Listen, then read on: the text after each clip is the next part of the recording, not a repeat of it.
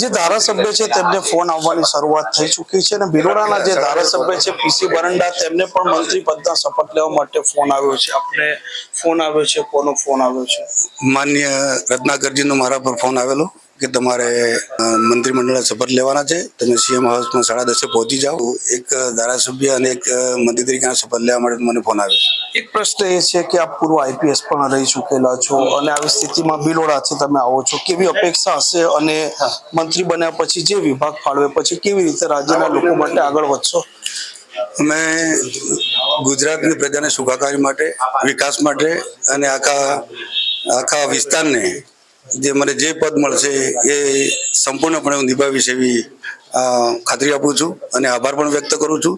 તો આખા દેશ અને નેતૃત્વ અને ગુજરાતનું નેતૃત્વ અને આખું સંગઠન જિલ્લાથી મળીને છેક દેશના સંગઠનને હું ખૂબ ખૂબ આભાર. માનનીય મોદીજી, માનનીય અમિત શાહજી અને અહીંયા માનનીય મુખ્યમંત્રીજી અને સી આર પાટીલજી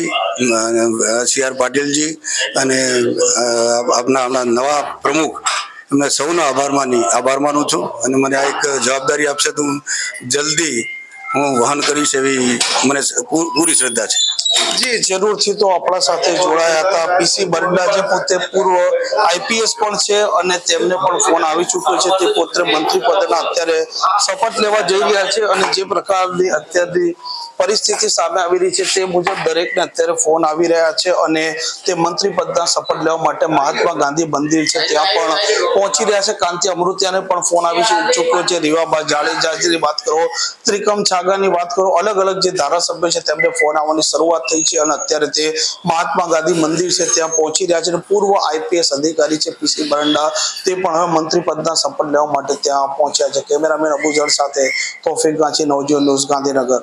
વૈષ્ણવજન તો તેને કહીએ જે પીડ પરા